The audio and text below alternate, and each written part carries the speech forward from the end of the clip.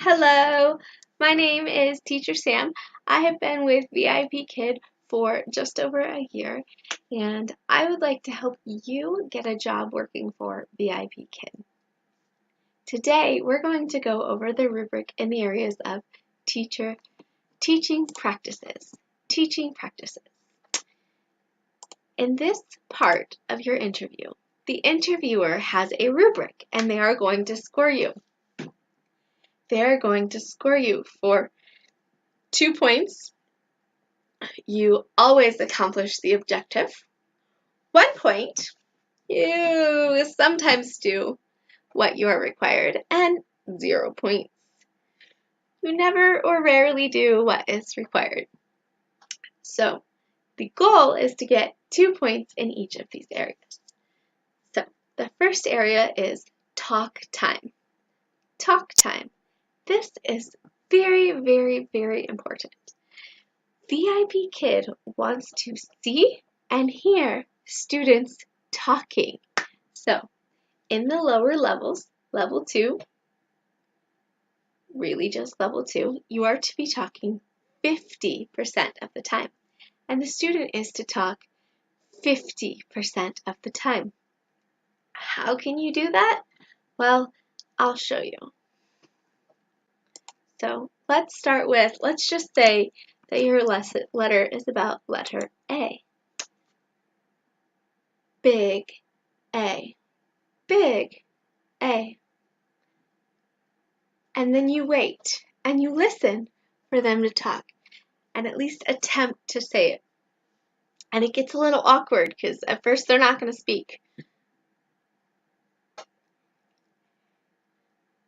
I usually will count about 5 seconds to see if I can get them to talk.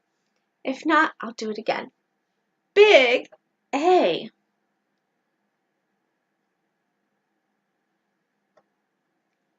That's right. Nice job. Big A. Then you're going to go to small a. Small a. Demonstrate. Small a.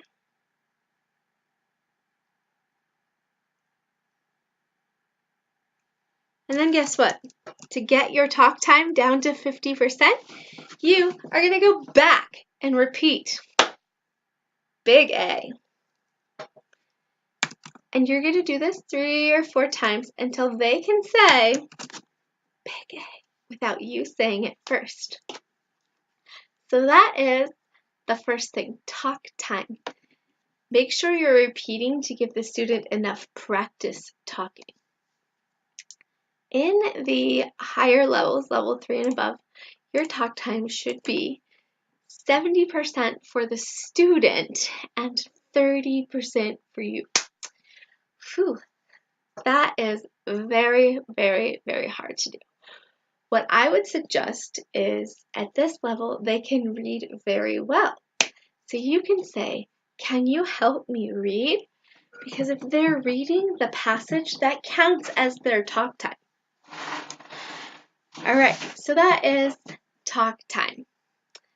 Next, area 2, adapting to the student. So, how you teach needs to be adaptive to each individual student. This gets a little tricky.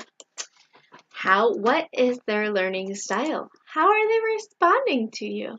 I have some kids that like to sit and draw on the screen.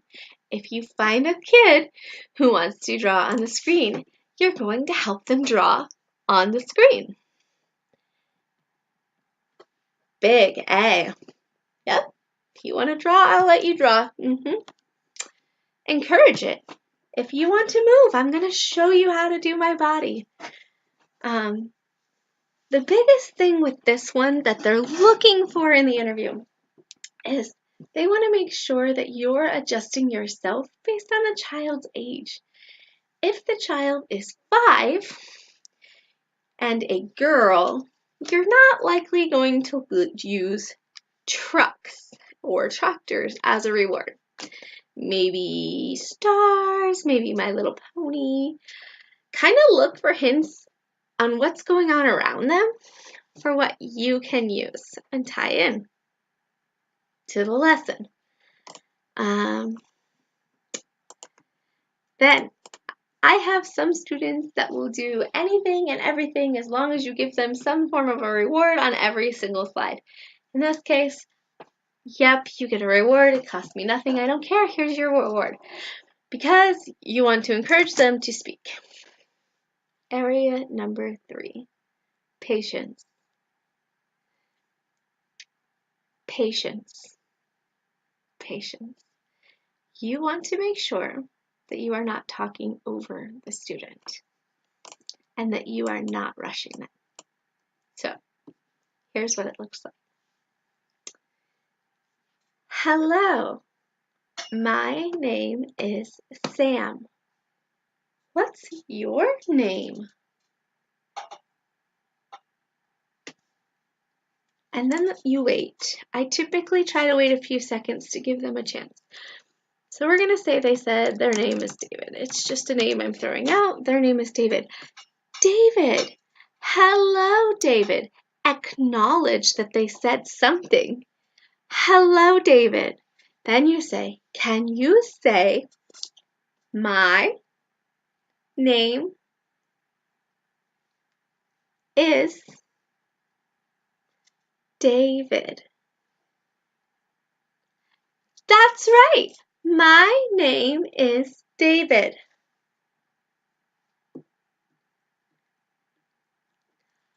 Very good. So I generally, when I'm doing this, I generally will start with words or simple one-word phrases and then build to the sentence. So if you can get them to say anything, acknowledge it, praise it, and then try to get them to say 2 words of the sentence and be patient. Make sure you're giving them enough time that they can say those 2 words. Name, David. Good job. My name is David. So be patient. Wait, it takes them a while to formulate the words in English. Option. Okay, so that is patience. It's pretty simple. Just give the student time to be able to respond to you. Remember that they're learning a whole new language and that they not only have to think about it in the new language, they have to think about it in their current language and be able to understand meaning in order to speak. So it takes time. Area number 4. This is transcending. Do you take the material beyond the slide? One of the things I like to do is look to see what you can see around you in the child's environment. If you can see things around you and you can tie it in, this will help you tremendously. And if you can't, you get them to get it. So I'm going to show you with circular cylinder. This is something in the upper level classes, and I'm not 100% sure if it's what is used in the interview because I haven't been through the interview process in a while, but I will show you what I do. So, circular cylinder. Circular cylinder. And they're going to show you an example on the screen of a circular cylinder. And then I'm going to hold up my water bottle and I'm going to say, this is a circular cylinder. Circular cylinder. Yes, this is a circular cylinder. And then I'm going to hold up another one. This is a circular cylinder. I'm just going to do that a few times. And I get them to repeat, and I say, what's this? It's a circular cylinder. And then you go, do you have a circular cylinder? And then you look, and you wait, and you go back to that patient, and you wait, because a lot of times they'll run off, and they'll go get you something that's a circular cylinder. One of the things I like to do for some of the lower level students is the very first 3 questions the students are taught to answer is, what is your name? How old are you? And how are you? So for how old are you? Even for a student who is very low level, if you show a picture of a cake, they understand my birthday, and they'll hold up a number. They'll say, and then you say, 5. I am 5 years old. I am 5 years old. You have just tied the question, how old are you, into something that actually means something, and the students can understand. In order to tie a lesson into the student, you need to bring pictures. Relate it to their life. It doesn't have to be digital pictures. If you are interested, I personally use manicam. It is a free software, and you can add pictures and designs directly on your screen, which I really like because it saves a lot of time and space. All right, so transcending. Get them to understand the meaning of what you are saying. Get them to tie it into their lives. Seems pretty simple. All right, area 5. Extending. Okay, this area is one of my personal favorites, while at the same time being one of my least favorites. So, usually the first slide or so right after the warm-up is kind of a what do you know slide. It should be done within about 1 minute, and it's just very quick. It's not to go over everything. It's just to see what they know, so you know how much you have to extend. So let's say the student already knows you're on the family lesson. I'm going to use this one as the example. You're on the family lesson, and you're teaching mom. This is my mom, and this is my dad. That's what's on the slide. Well, you're going to come across, at the end of the lesson, you're going to come across the family picture. There's also a brother and sister, which I don't currently have up. The student has already mastered mom and dad. Why not bring in grandma and grandpa? Start teaching the next vocabulary in the lesson. I will also, at this point in time, I put it on the screen where the student can see it, but for now I'm just going to show you this way. I will show my family. My family. This is my family. This is my family. And I try to get them to say, this is my family. Who's this? This is mom. Again, you're transcending. You're bringing it to that real world application. This is mom. This is dad. And then I'm going to teach them vocabulary, sister and brother, using my children. Luckily, I have 2 boys and a girl. So I'll say, sister. Sister. This is my sister. Do you have a sister? And then I do the same for brother. Brother, do you have a brother? Yes, I do. No, I don't. Great. So, what you need to do as far as the interview is concerned is if the student appears to be very aware of the knowledge, then you're going to want to extend and give further vocabulary on the same subject. By extending, you can bring it to their environment. You can make sure the lesson goes the appropriate amount of time. And you can help build and increase that student's vocabulary at their level. So, this is how you extend.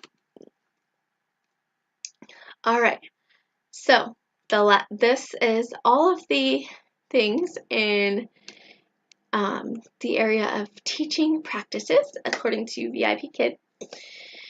This is really testing that you know how to be flexible in the classroom and that you're not very rigid and stuck to exactly the words that are on the slide. So, thank you for joining me for some interview tips and tricks. If you do not already have a referral code to use, please feel free to use mine. Please feel free to use my referral code. This is my referral code. If you use my referral code, you may reach out to me and I will give you more one-on-one training. You can reach out to me and I will coach you through every step of the way. When you get the new slides, I will help you practice. We will run through them together.